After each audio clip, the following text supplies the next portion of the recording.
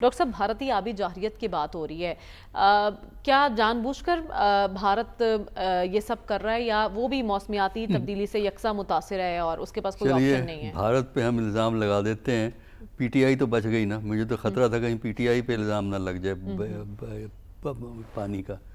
دیکھیں آپ یہ تو کہہ سکتے ہیں کہ فلڈ کا جو میگنیچیوڈ ہے، جو نوعیت ہے وہ بہت زیادہ ہے ماضی کے فلڈ کی طرح، لیکن یہ جو آپ کی آرگومنٹ ہے کہ 3 دریاؤں میں ایک وقت میں آ گیا، اس سے پہلے کبھی نہیں ہوا۔ آپ ہسٹری کو اٹھا کے دیکھیں، اس سے پہلے بھی ان 3 دریاؤں میں آتا ہے، جہلم میں بھی بعض دفعہ فلڈ ہوتا ہے، اب بھی جہلم میں پانی آ رہا ہے۔ تو 3-4 یہ دریا جو ہے نا یہ بپھرتے ہیں، اور ستلج بھی ہوتا ہے، راوی بھی ہوتا ہے، چناب بھی ہوتا ہے۔ شدت اتنی ہوتی ہے جتنی اس بار ہے؟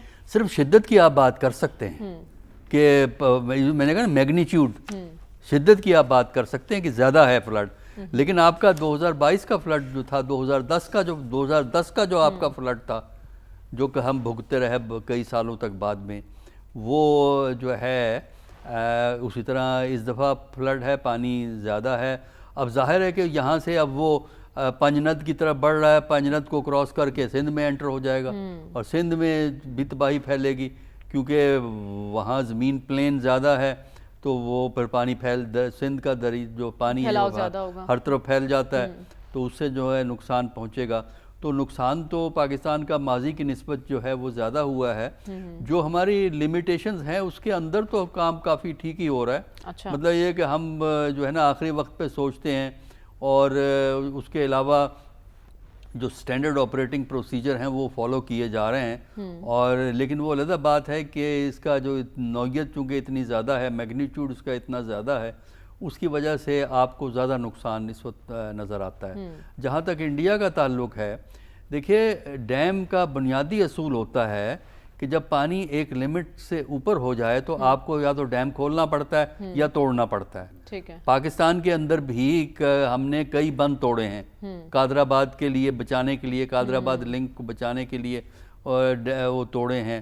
تو اسی طرح انڈیا کے اندر بھی جب پانی ایک لمٹ سے زیادہ ہوگا تو چلو وہ پاکستان کے خلاف ہیں، لہذا پانی کو ایک گیٹ کھولنے کے بجائے 2 کھول دو تاکہ ذرا ان کے لیے اور پریشانی ہو، یہ تو آپ کہہ سکتے ہیں۔ لیکن یہ ہے ڈاکٹر صاحب اس صورتحال میں کیا دو ممالک کے درمیان جب دونوں طرف سیلابی صورتحال ہو تو کمیونیکیشن کا ہونا کتنا ضروری ہے آپس میں؟ دیکھنا یہ تو ہمارے حکمرانوں کو سوچنا ہے نا، آپ لیسن کیوں نہیں لیتے چین سے؟ دیکھیں چین کے اور انڈیا کے تعلقات کیا ہیں، چین کے ٹیریٹوریل کلیمز ہیں جس کو انڈیا اپنا ٹیریٹری کہتا ہے، اس سے بڑی مثال آپ کو جو ملتی ہے وہ ہے چین اور تائیوان کی۔ تائیوان جو ہے وہ بریک اوے پروونس ہے چین کا، ہم اس کو ریکگنائز نہیں کرتے، ہم کہتے ہیں یہ پارٹ آف چائنا ہے۔ اچھا، اور وہ اس کو بریک اوے پروونس کہتے ہیں، اس کو اپنے اندر شامل کرنا چاہتے ہیں، لیکن اس کے باوجود چین کی تجارت تائیوان کے ساتھ موجود ہے۔ آپ تائیوان سے ٹریول کر کے چین بزنس پرپس کے لیے جا سکتے ہیں، ویسے نہیں، بزنس پرپس کے لیے آپ تائیوان سے چین جا سکتے ہیں، تائیوان سے ٹریڈ ان کی موجود ہے، فلائٹیں مل جاتی ہیں آپ کو بزنس پرپس کے لیے، ویسے نہیں ہے۔ تو ہمیں بھی ایک سبق لینا چاہیے چین سے کہ آپ کے ڈفرینسز ہیں، پاکستان کا جو ہے وہ ایڈورسری کنٹری ہے انڈیا، لیکن ایک منیمم ریلیشن شپ رکھنا ضروری ہوتا ہے۔ جب آپ کا منیمم ریلیشن شپ ہی نہیں ہے تو آپ کیا ایکسپیکٹ کرتے ہیں؟ ڈاکٹر صاحب یہ تو 2 طرفہ تعلق ہوتا ہے نا، دونوں طرف ہوتا ہے۔ دیکھیں یہ جو ہوا ہے، یہ اتنی بری حالت جو ہے مودی صاحب کی وجہ سے ہوئی ہے۔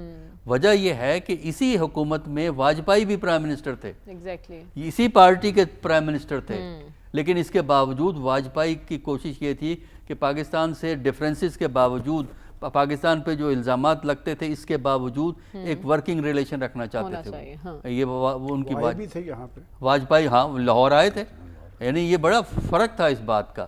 تو اسی پارٹی کے واجپئی تھے، اسی پارٹی کے یہ اپنے موجودہ پرائم منسٹر ہیں، اور لیکن ان کا تعلق جو تھا نا وہ انتہا پسند ہندو تنظیموں سے بہت گہرا ہے، نظریاتی طور پر وہ اس کا حصہ ہیں، اور اس کی وجہ سے ہمارے تعلقات جو ہیں وہ مودی کے زمانے میں خراب ہوئے ہیں۔ اگست 2014 میں جو ڈائلاگ سسپینڈ کیا تھا وہ مودی نے کیا تھا، اور آج تک وہ ڈائلاگ شروع نہیں ہو سکا ہے۔ ٹھیک ہے کوشش کی گئی، وہ جو ٹریک 2 کے ذریعے، لیکن اس سے بھی کام نہیں بن سکا. اور 2019 کے بعد جو تعلقات ہیں وہ بالکل ہی ختم ہو گئے. وہ جو کشمیر پہ جو انہوں نے کارروائی کی ہے اگست 2019 میں، 5 اگست کو، تو اس کی وجہ سے آپ کا ایون ڈپلومیٹک لیول پہ بھی آپ نے ڈاؤن گریڈ کیے ہوئے ڈپلومیٹک ریلیشنز، کیونکہ ہائی کمشنر یا امبیسڈر دونوں ملکوں کے موجود نہیں ہیں. انڈیا نے بھی وڈرا کیا ہوا ہے، ہم نے اپنا بھیجا ہی نہیں تھا کیونکہ نئے بندے نے جانا تھا. تو یہ تو ہماری حکومتوں کو سوچنا چاہیے نا کہ ریلیشن شپ ہونا چاہیے ایک لمٹ تک، اور اس سے ہم چین سے سبق اس سلسلے میں لے سکتے ہیں. تو اس کی وجہ سے انڈیا جو ہے وہ ہر چیز کو نیگیٹو انداز میں دیکھے گا، اور ہم بھی انڈیا کی ہر چیز کو نیگیٹو انداز میں دیکھتے ہیں. سیدھی سی بات ہے، ہم بھی انڈیا کو اسی طرح ٹریٹ کرتے ہیں جس طرح انڈیا ہمیں ٹریٹ کرتا ہے. تو ایک ہی بات ہے نا. تو اس لیے ضرورت اس بات کی ہے کہ کم از کم سوسائٹل لنکیجز ہونے چاہیے. ٹھیک ہے. اسپیشلی جب اسٹیٹ میں جھگڑا چلتا رہے، قدرتی آفات کا سامنا ہو، تو ایٹ لیسٹ اتنی بات چیت تو رکھی جائے نا ایک دوسرے کے ساتھ. ڈاکٹر صاحب، آپ کی نظر میں یہ وزٹ کتنا امپورٹنٹ ہے دیگر ممالک کے ساتھ تعلقات مضبوط کرنے میں، تجارتی مواقع پیدا کرنے کے لیے؟ دیکھیے، جو SCO ہے، شنگھائی کوآپریشن کونسل جو ہے، یہ ایک اہم علاقائی تنظیم ہے، بلکہ اب تو بین الاقوامی کہنا چاہیے کیونکہ ہر خطے سے اس میں ملک موجود ہیں. یہ اس لیے اہم ہے کہ یہ اتنی بڑی آرگنائزیشن ہے جو ویسٹرن انفلوئنس سے پاک ہے. امریکہ کا انفلوئنس یا یورپ کا انفلوئنس وہ ہمیں اس میں نظر نہیں آتا. تو ایک متبادل بین الاقوامی نظام کی جب ہم بات کرتے ہیں تو اس میں اس قسم کی تنظیموں کی اہمیت ہو جاتی ہے. تو اس لیے SCO جو ہے وہ اہم تنظیم ہے، جس میں روس بھی ہے، جس میں چین بھی ہے، سینٹرل ایشیا کے ممالک بھی ہیں، اب پاکستان، ایران، اب انڈیا یہ آ گئے ہیں. تو ایک تو یہ ہے کہ یہ تنظیم ایک ایسا فورم ہے جو پاکستان کو موقع دیتی ہے کہ وہ جو اس کے ارد گرد کے ممالک ہیں ان سے اپنے تعاون کو بڑھائے، ان سے اپنے روابط کو جو بڑھائے.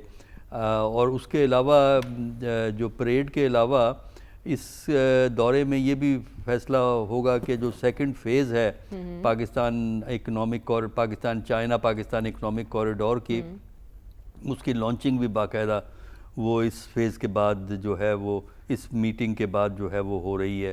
تو وہ اس لحاظ سے بھی اچھا ہے، کیونکہ چائنا پاکستان کوریڈور جب تک آپ اس کو مکمل کر کے مؤثر نہیں کرتے اس وقت تک پاکستان اپنی اقتصادی مشکلات سے نکل نہیں سکتا.